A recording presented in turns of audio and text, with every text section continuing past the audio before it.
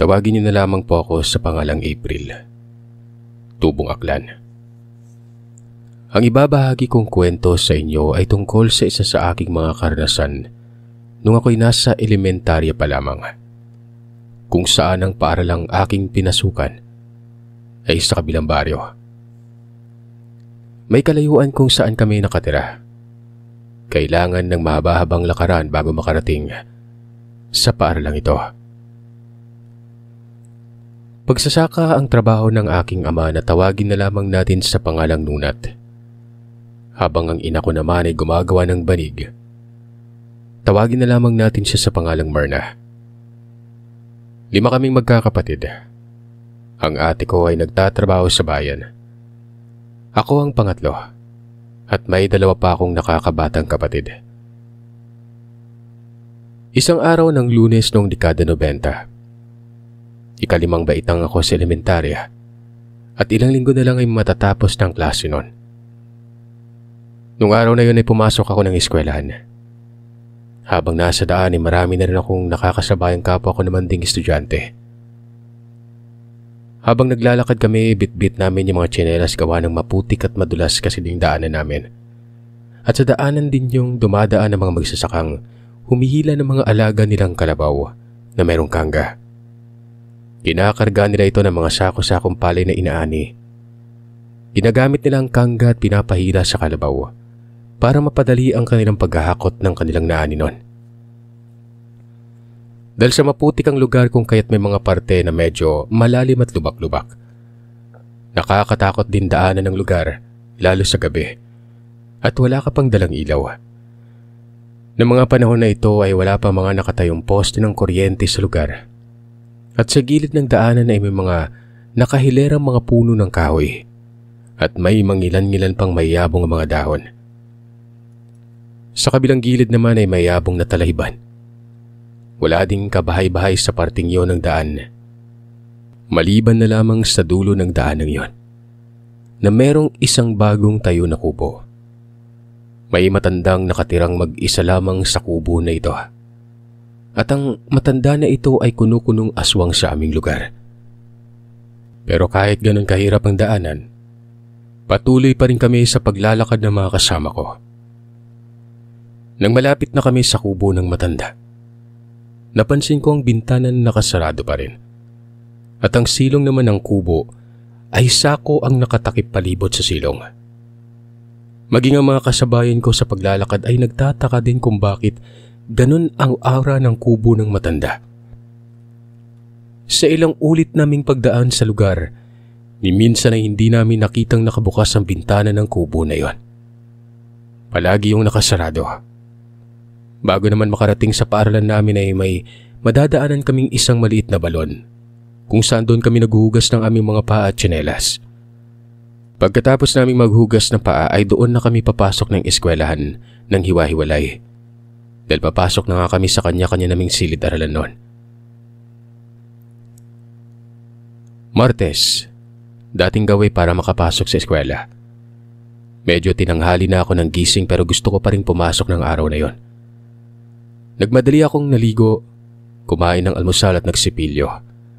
Nagbihis ng uniforme at naglakad ng mahaba-habang minuto hanggang makarating na ako sa daanan na nagpapahirap sa aming mga estudyante.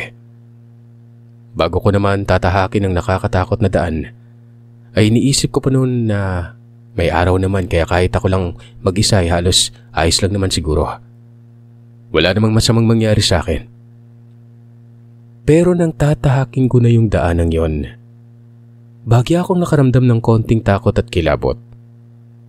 Naisip ko pa noon na babalik na lamang sana ako sa bahay at liliban na lamang sa klase. Pero naisip ko rin na naroroon na ako at konting lakaran na lamang ay makakarating na ako sa paaralan. Muli kong naisip na madadaanan ko yung bahay ng matanda. Tawagin na lamang natin pala sa pangalang Lola Lucia ito. Nang medyo malapit na ako sa bahay ng matandang yon ay natanaw ko siya sa tapat ng kanyang bahay mismo. Nakatuon ito sa gilid ng daanan. Nakatayo lamang siya doon at may hawak na tungkod. Natigilan ako saglit at nag-iisip kung tutuloy ba ako o babalik na lang.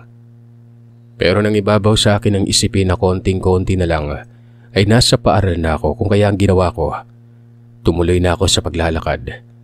At noong papalapit na ako at madadaanan ko na ang matanda, nakatingin lamang ito sa akin. Nilakasan ko ang loob ko na batiin siya ng magandang araw. Pero sa halip na batiin ako pabalik, tinanong niya ako kung bakit mag-isa lamang akong naglalakad noon. Sabi ko naman nauna na sa akin yung mga kasabayan ko palagi tuwing papasok kami ng eskwela. Tumango na lamang ang matanda. Binilisan ko ng paglalakad para makarating na sa eskwelahan na ilang metro na lang ang layo noon. Sa paglalakad ko ay nakita ko na sumilay ang ngiti sa kanyang mga labi. Nakita ko yung mga ngipin niya na namumula-mula. Ang suot pa ng matanda ay nakablusang itim at nakapalda ng itim na mahaba. Hanggang bukong-bukong na niya at nakabalabal pa ito ng kulay itim. Napansin ko rin ang mga kuko nito sa kamay na medyo mahaba at madumi. Ang mga paa naman niya ay ganun din. Mahaba at marurumi. May nalalanghap na rin akong nakakasulasok na amoy na nanggagaling sa kanya. Maya-maya ay napansin ko na bumubulong-bulong ito. Dahil doon ay mas lalo ko pang binilisan ang paglalakad. Nilingon ko pa siya at nakita ko na sinusundan niya ako ng tingin habang nakangisi pa rin. Pagkarating ko naman sa silid-aralan namin ay napansin ko na parang wala pang guro namin. Kaya tinanong ko yung mga kaklase ko noon. Dito ay sinabi sa akin ng kaklase ko na wala ang aming guro ng araw na ito dahil may sakit. Nagsisi pa ako kung bakit pa pinilit kong pumasok ng araw. Gayong wala din pala kaming guro. Lumipas ang ilang minuto ay sumama ang pakiramdam ko. Ramdam ko na humihilab ang tiyan ko noon. Bahagya na rin itong sumasakit. Pakiramdam ko, nadudumi ako. Dahil doon ay kagad akong pumunta sa palikuran. May kalayuan pa ang palikuran noon dahil nasa dulo pa ito ng mga silid-aralan. Na kung hindi ako nagkakamali, ay nasa 5 hanay pa na silid-aralan ang madadaanan ko bago ko marating ang palikurang ito. Pagkapasok ko sa palikuran ay kamalas-malasan pa na walang laman ang malaking timba na pinag-iimbakan ng tubig noon. Dati kasi hindi pa uso yung mga tangke na may gripo sa paaralan eh. Mabuti na lang meron naman dun sa maliit na timba. Kinuha ko ito at lumabas na ng palikuran para umigib sa balon, hindi kalayuan sa palikuran. Doon kami kumukuha ng tubig na iniimbak namin sa malaking lalagyan na nasa palikuran noon. Pagkatapos kong sumalok ng tubig ay kaagad na akong tumayo para maglakad pabalik sa palikuran pero nagulat ako kung bakit naroroon ang matanda. Ano pong ginagawa niyo dito? Tanong ko sa kanya. Sumagot naman ang matanda na iigib din daw siya ng tubig noon. Tinawag niya pa akong nene. Nagtaka naman ako kasi wala naman siyang dalang balde. Medyo malayo din ang bahay niya sa mismong paaral namin. Lumapit ito sa akin at nang akmang hahawakan niya ako. Bigla akong umiwas. Sinabi ko sa lola na aalis na ako dahil kailangan ko pang magbawas noon. Tumango naman siya at ngumiti. Nakabawas naman na ako at nawala din ang sakit ng aking tiyan. Sumapit ang uwian sa tanghali. Naalala ko na wala pala akong baon na pagkain. Lagi ako nagbabaon. Dahil kung sakaling uuwi pa ako sa pananghalian, malayo yung lakaran. Maswerte na lang kung hindi umulan dahil hindi maputik yung daan eh. Nakakapagod din ang maglakad ng malayo at kadalasan, hindi na ako nakabalik sa hapon. Pero ng araw na yon, nakalimutan ko na ang baon ko dahil sa pagmamadali ko. Kaya naisip ko na uuwi na lamang ako at hindi na papasok sa kinahaponan noon. Habang naglalakad na ako pa uwi ay nagkataon pa na wala akong kasabayan. Kadalasan kasi ay nagbabaon ng mga estudyanteng nasa malayo ang bahay. Ilang minuto na akong naglalakad at medyo papalapit na ako sa bahay ng matanda. Napansin ko na tahimik ang paligid. Walang ni anumang ingay kahit huni ng ibon. Wala ding alaga ang matanda kahit aso man lang. Napansin ko ulit ang bintana na sarado pa rin. Binilisan ko ang paglalakad at nang bahagya na akong nakalampas sa bahay ng matandang yon. Lumingon-lingon ako sa paligid habang nagdadasal na sana ay may makasalubong ako kahit na isang tao lang. Medyo kabado na rin ako sa oras na ito at nang palapit na ako sa may mga nakahilerang puno.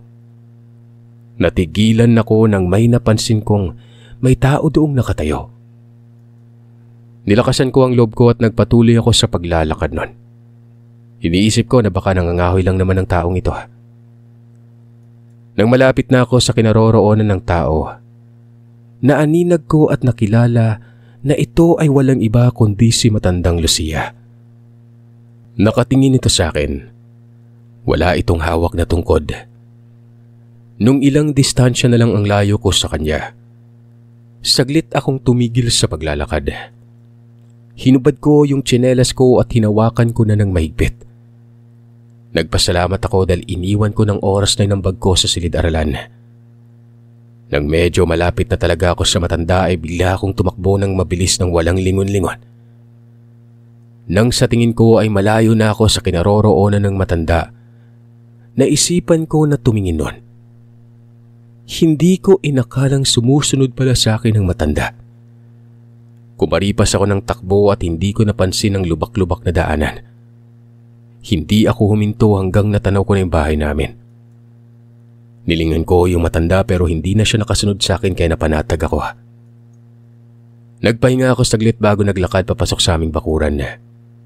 Pagpasok ko sa bahay, naabutan ko na kumakain na natanghalian ng aking mga magulang kung kaya't sumabay na rin ako sa pagkain. Habang kumakain ay sinabi ko sa kanila na hindi na muna ako papasok ngayong hapon. Medyo masama po yung pakiramdam ko. Lalagnatin po yata ako.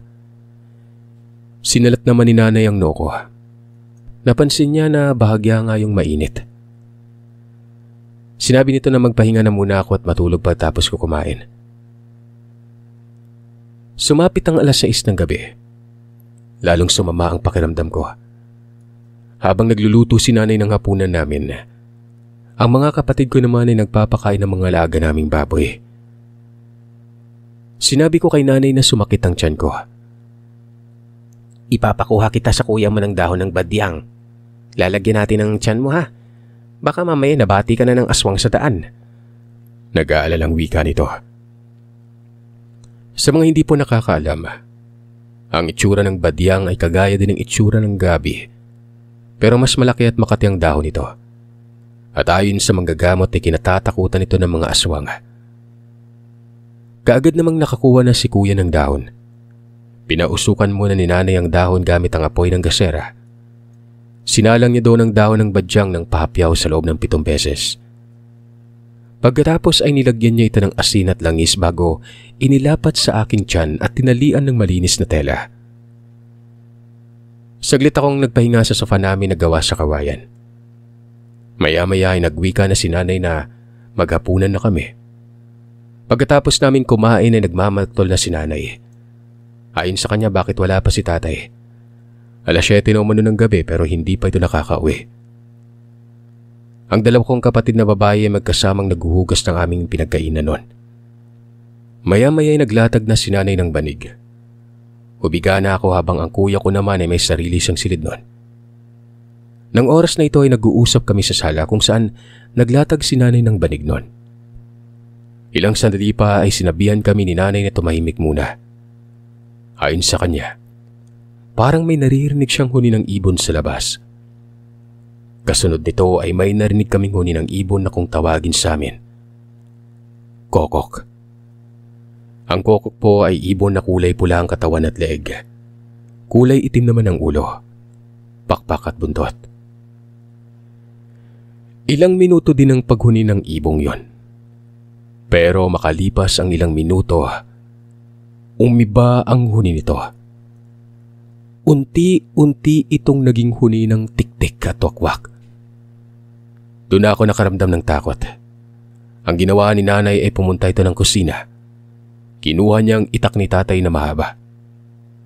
Tuloy pa rin ang pagdinig namin ng huni nang biglang nagsalita si nanay ng, "Sinong pinupuntahan mo dito? Kilala kita kaya wag mo akong subukan." Wala pa rin kasi si tatay ng mga sandaling yon. Muli naman akong nakaramdam ng pagdumi. Sinabi ko kay nanay na samahan niya ako sa aming palikuran. Pero ayaw akong payagan ni nanay na lumabas doon. Ayon kay nanay, sa plastic na lang daw muna ako dumumi. Lagyan ko lang ng abo nang sa ganun ay hindi mangamoy ang ilalabas ko. Sinang-ayunan ko naman ang iminungkahi ni nanay na doon na lang sa plastic dudumi, pero kahit anong gawin ko, hindi ako komportable sa ganung estilo. Sinabi ko sa kanya na wala naman nang huni, baka pwede na kaming pumunta sa palikuran. Ang palikuran kasi namin noon ay ilang hakbang pang layo. Nakahiwalay ito sa mismong bahay namin. Sako lang din ang dingding at yero. May maraming butas ito. Wala din itong bubong kaya walang proteksyon ang aming uluhan. Dahil sa pamimilit ko kay nanay kaya kinuha niyang itak nun. Sinamahan niya ako na pumunta sa palikuran. Habang nakaupo, pakiramdam ko parang may nakatingin sa akin. Ramdam ko ang pagsitayuan ng buhok ko sa batok. Pagkatapos ay nararamdaman ko na animoy lumalaki ang ulo ko nun. Inikot ko ang paningin ko sa paligid hanggang sa napadako ang paningin ko sa dulo ng butas na yero. Napatitig ako doon dahil may nakita akong pares na mga mata. Napakapula at nagliliwanag ang pares na yon. Tinawag ko si nanay. "Tapos ka na ba?" tanong niya. Hindi ako makasagot dahil abala ako sa pagtitig sa mapulang bagay na nakikita ko noon. Maya-maya ramdam ko na pumasok si nanay sa loob ng palikuran. Maging siya ay nakita niya mismo ang pares ng mga mata. Napakatapang ni nanay noon. Hinampas nito ng itak ang yero. Pagkatapos ay minura niyang nilalang. Dahil sa ginawa nito kung kaya't biglang may nagkaluskusan na parabang nagmamadaling umalis papalayo. Nakarinig pa kami ng huni ng parang pato. Alam namin ni nanay na huni ng aswang yon. Dahil wala namang nag-aalagang pato doon sa lugar. Doon na ako tumayo habang si nanay naman ay pinagtataga mga puno ng saging malapit sa palikuran. Habang tinataga niya mga punong ito, panay ang pagsigaw at pagmumura niya. Dahil doon ay tinawag ko na ito para pumasok na kami sa bahay. Sakto lamang na nakapasok kami at dumating na si tatay.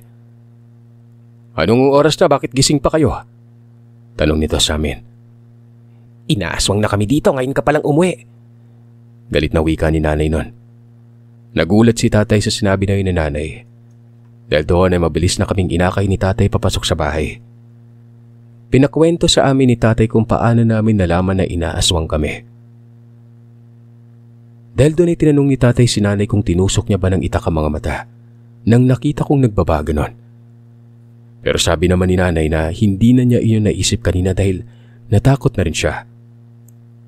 Sinabi ko kay tatay na ang mga tanim niya mga puno ng saging yung pinagtatataga ni nanay noon.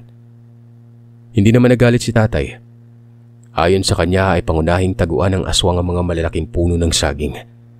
At kung minsan, ginagamit pang panlinlang ng mga aswang ang katawan ng saging na yon. Kung kaya't mainam na putulin na ito para hindi na makatago pa doon ang nilalang. Doon ko na rin ikinuwento sa kanila ang naranasan ko ng araw na yon. At doon ay napagtanto ni nanay ang dahilan ng pagsakit ng tiyan ko. Nang mga oras na ito ay unti-unti nang nawawala ang sakit na yon. Pero pumalit naman ang matinding pangangati na nararamdaman ko. Ayon naman kay tatay ay natural lamang umano na makakaramdam ako ng pangangati dahil nilalabanan ng gamot ang pagmamarka sa akin ng aswang. "Tiisin mo lang yan. Wag na wag mong alisin ang dahon sa tiyan mo wika pa sa akin ni tatay. Ginawa ko ang lahat ng paraan para malabanan ko ang kati na dulot ng dahon. Kinaumagahan na araw ng Miyerkules. Hindi ako nakapasok. Yung tangkay ng dahon na nilagay sa akin ay durog na. Habang ang mismong dahon naman ay animoy binilad sa matinding sikat ng araw. Naging tuyong-tuyo ito na animoy matagal nang nakababad sa tiyan ko. Hindi na ako pinayagan ni nanay na pumasok sa eskwelahan sa kadahilan ng hindi pa rin maayos ang pakiramdam ko noon. Kapag tumayo ako ay nakakaramdam ako ng pagkahilo. Dahil doon ay muli akong pinagpahinga ni nanay. At yun na nga, may trangkaso ako noon kung kaya't binilan ako ni nanay ng pangunahing gamot. At syempre yung pambansang gamot natin noon na Royal at Skyflakes. Habang kinakain ko ang binili na biskwit ni nanay, may tumatawag at kagad ko namang nakilala kung kanino ang boses na yon. Yun ay ang boses ng kaibigan ko na si Jenilyn. Akala niya ipapasok ako ng araw na ito kaya naisip niya na sabay na sana kami sa pagpasok pero nalaman nito na may sakit ako. Kagad naman na siyang nagpaalam sa mga magulang ko at sa akin. Sasabihin niya na lamang umano sa kaklase ko o hindi kaya ay sa guro ko na may sakit ako noon. Kinahapunan ng araw ding ito ay hindi pa rin maayos ang pakiramdam ko. Dumating sa bahay ang lola ko na isang magaling na albularya. Kinausap ako ni lola kung ano ba ang nangyari sa akin. Hindi ko naman alam kung paano isasalaysay kay lola mga pangyari kaya si nanay na ang nagkwento sa kanya na inaswang kami nung nagdaang gabi. Sinabi niya rin kay lola kung ano ang naranasan ko noong papunta ako at pauwi galing sa eskwelahan kahapon.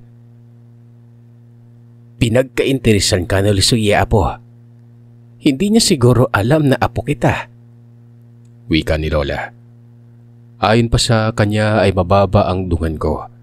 Kaya ganoon ang nangyari sa akin. Sinabi niya na mabilis akong tinabla ng orasyon ng matandang aswang. Ayon pa sa kanya na mabuti na lamang at hindi ako dinumog nun. Medyo malayo kasi sa amin ang bahay ni lola eh. Nasa kabilang baryo siya nakatira. At malayo-layong lakaran ang kinakailangan bago makarating kung sa mismong bahay ni lola. Kasama ni lola sa bahay si lolo at ang tiwin ko na wala pang asawa. Tinanong ni nanay si lola kung paano niya nalaman na may sakit ako. Ayon naman kay lola ay naramdaman na lamang niya na may hindi magandang nangyari sa amin.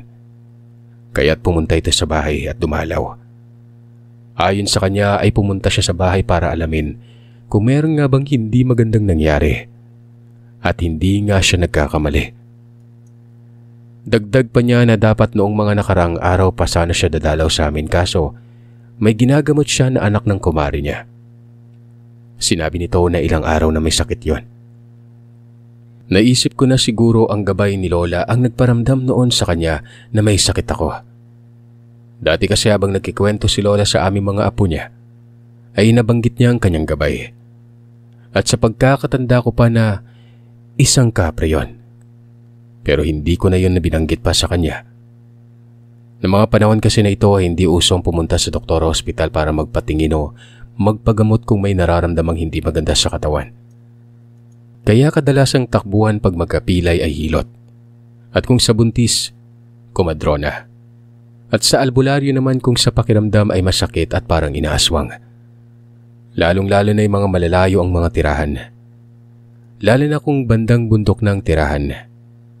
At yun na nga sir, ginamot ako ni lola. Humingi ito ng luya kay nanay. Sinabi niya na huwag idiretso ng abot sa kanya. Pinalapag niya kay nanay sa saigang luya. At ganoon na nga ang ginawa ni nanay. Kinuha ni lola ko ang luya sa may sahig. Kumurot ito ng konti sa luya. Pagkatapos ay bumubulong-bulong siya ng orasyon. Ilang beses niya pa yun ginawa pagkatapos ay hinihipan niya ang bunbunan ko.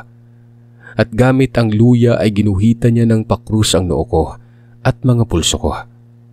Pati na ang tiyan ko sa may bandang pusod. Pagkatapos niyang gawin yun ay binalot niya ang luya sa suot kong damit at tinalian. Ayon sa kanya ay hayaan ko lamang doon ang luya at huwag kong tatanggalin dahil yun ang magsisilbi kong proteksyon laban sa nilalang. Maya-maya ay dumating na rin si tatay. Binati nito si lola at doon ay nag-usap sila lola at tatay nun. Sinabihan din ni lola si tatay na magpasok muna ng kahoy sa may silong na sisigaan ito bago siya uuwi. Ayon sa kanya ay mas maganda na magsiga sa silong nang sa ganon ay hindi makakapasok ang nilalang ng dilim, partikular ng aswang. Sinunod naman siya ni tatay, habang ako naman ay nakahiga na sa may sofa.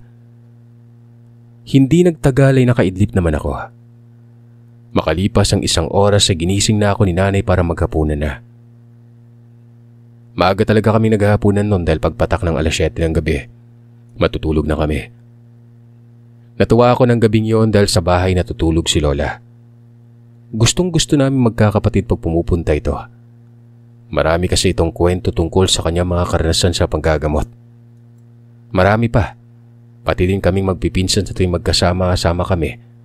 Lalong-lalo pag doon kami matutulog sa bahay ni Lola.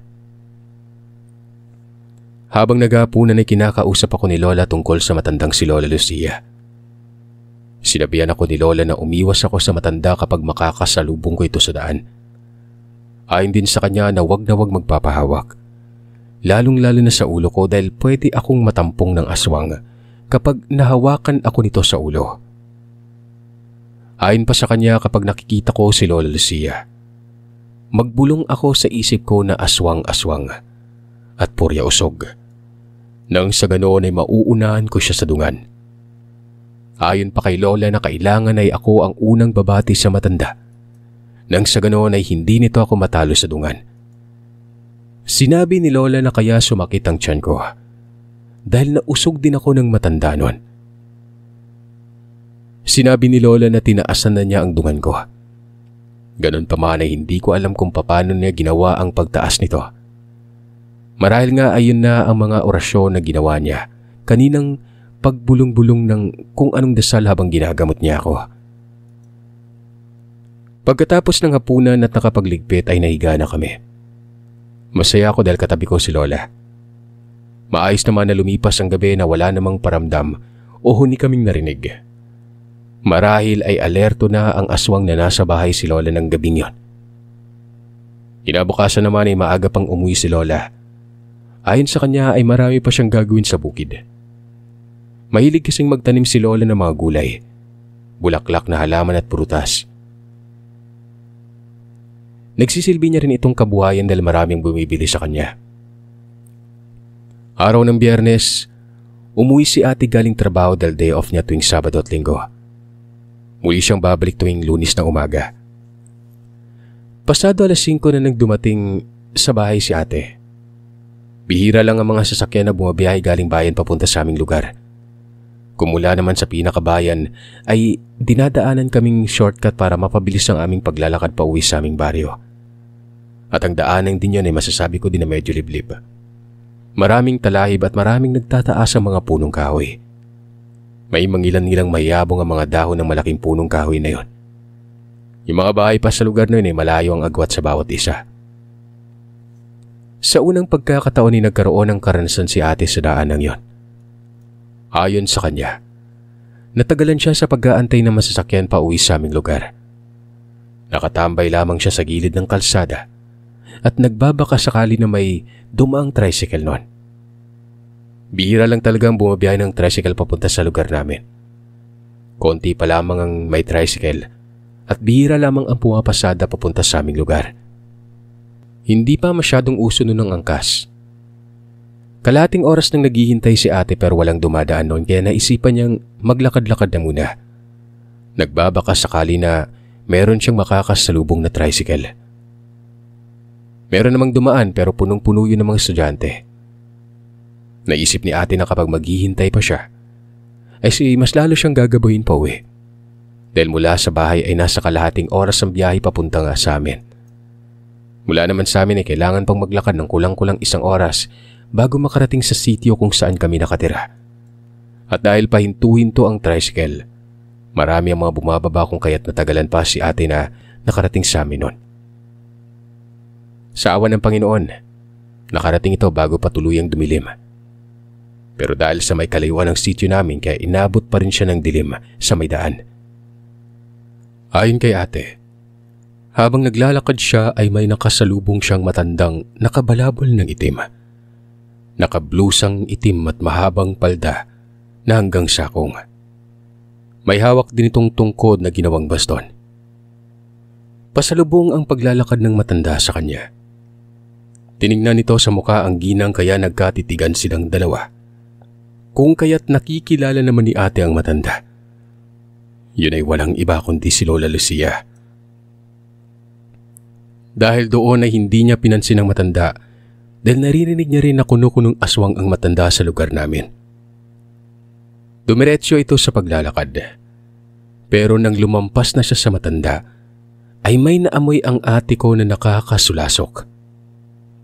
Humahalo sa hangin ang amoy na hindi niya maintindihan kung anong klase. Nakakasulasok daw talaga. Sabay ng pagramdam ni ate na nagtatayuan ang kanyang mga balahibo sa patok. Dahil doon ay kinuha niyang rosaryo na nasa loob ng kanyang bag at nagdadasal siya habang naglalakad. Nang ginawa niya ito ay gumaan ang kanyang pakiramdam. Patuloy niyang tinatahak ang daanang yon. Sa kanyang paglalakad ay niisipan niyang dumaan na lamang sa shortcut para mapabilis ang pagdating niya sa bahay. Ayon pa kay ate na habang tinatahak ang daan, naririnig niya umano ang mga dahon. Animoy may malakas na hangin ang nagpapagalaw. May naririnig na rin siyang panakanakang tunog ng ibon. Animoy nagsasagutan ng mga huni. Nakakaramdam siya ng kilabot habang naririnig niya ang mga huni. At nang nasa kalagitnaan na siya ng daan, pakiramdam niya ay may sumusunod sa kanya noon. May naririnig na rin siya na may naglalakad at sumasabay sa kanya. At nang nakaramdam na si ate ng hindi maganda, hinigpitan niya ang hawak niyang rosaryo. Hinubad niya rin ang suot niyang tsinelas at binitbit ito bago tumakbo ng mabilis. Hindi daw siya lumilingon hanggang sa nakarating si ate sa bahay. Bagya pa siyang humihingal habang dahan-dahang umuupo sa sofa namin sa sala. Nauuhaw din siya at tagaktak ang kanyang pawis. Nagtaka si nanay kaya tinanong niya si ate kung napaano ito at bakit ganun ang kanyang itsura noon. Ang akala ni nanay ay hinabol si ate ng aso at doon ay naikwento ni ate ang mga naranasan niya sa daan. Dahil sa sinabi ni ate, kaya nagkwento si nanay ng naging karanasan ko noong mga nakaraang araw. Maging ang nakita naming pares ng nagliliwanag na kulay pulang mata na nakasilip sa butas na yerong ginawang dingding sa aming palikuran. Maya-maya, nagaya na si nanay na maghapunan, habang si tatay ay nagsisiga sa silong noon. Pagkatapos magsiganing tatay ay sumama din naman ito sa amin sa pagkain. Pagkatapos namin kumaing mag-anak, naglatag na rin si ate ng aming higaan. Tabi-tabi kaming natutulog na magkakapatid. Ang kuya ko lamang ang may sariling silid dahil siya lang ang nag-iisang lalaki sa aming magkapatid noon. Habang nakaiga at nagkikwentuhan kami ni ate, may narinig kaming ingay sa labas ng bahay. Animoy huni ng inahing manok na mangingitlog ang huni na yon. May panaka-naka na ring tunog ng wakwak. At sa uri ng huni nito ay masasabi ko na nasa malapit lamang ang nilalang na yon. Narinig yun ni tatay. Dahil doon ay tumiki muna siya bago nagsalita ng, "Gabi-gabi ka na lang dumadalaw ah. Hindi mo ba talaga ititigil yung pangungursada sa mga anak ko? Humanda ka bukas umagang-umaga palang pupunta na kita." Wika niya noon. Dahil sa tuloy-tuloy pa rin ang paghuni ng hayop kung kaya't bumangon na si tatay. Kinuha nito ang mahaba niyang itak na madalas niyang dinadala kapag umiikot ito sa aming palayan. Lalabas na sana si tatay sa bahay nang bigla na lamang may narinig kaming animoy may bagay na tumama sa isang nilalang na yon. Kasunod nito ay ang malakas na hiyaw na animoy nasasaktan. Nakarinig din kami ng mga pagaspas ng pakpak palayo. Sa pagkakataong ito ay tuluyan ng lumabas si tatay ng bahay. Doon na namin narinig ang mga boses ng kalalakihan na nagsasabi ng, "Ayun, nandun! Habulin natin ang bilis!" Wika ng isa. Tanod yun. Doon namin nalaman na hinahabol na talaga nila ang nilalang. Nagkataon na sa bahay nila yon na abutan. Doon na tuluyang lumabas ng bahay si tatay at sumama sa mga tanod. Takot na takot kami nun. Nanatili kaming gising hanggang sa muling nakabalik ng bahay si tatay. Doon namin nalaman na pinatulis na bagakay palang tumama sa nilalang. Hindi na nila ito nahabol dahil sa mabilis pa itong nakatakbo palayo. Kinabukasan ay pinuntahan ni tatay ang bahay ng matanda. Pagdating niya doon ay nadatnan niya ang mga tanod na kasama niya kagabi sa paghabol sa nilalang. Pero wala silang naabutan sa bahay ng matandang yon. Nagkalat na rin ang kagamitan nito sa sahig na animoy. May nanggulo sa loob ng tahanan ng matanda. Nakaamoy din sila ng nakakasulasok at nakakita din sila ng mga tuyong dugo sa sahig nun. Inisip nila na umuwi pa ang nilalang sa bahay nito at kumuha ng mga mahahalagang gamit. Nakita din nila ang bagakay na ginamit nila sa paghunting sa nilalang nung gabi. Naroroon yun sa likurang bahagi ng bahay kung saan naroroon ang maliit na sapa. Base na rin sa natuyong dugo sa bagakay. Alam nilang hindi na rin magtatagal pang buhay ng nasabing aswang. Sa pagkawala ng matanda ay nawala na rin ang takot naming maglakad papunta sa eskwelahan. Hindi na rin namin muli pang nakita ang matanda. Pagkatapos ng pangyayaring yon.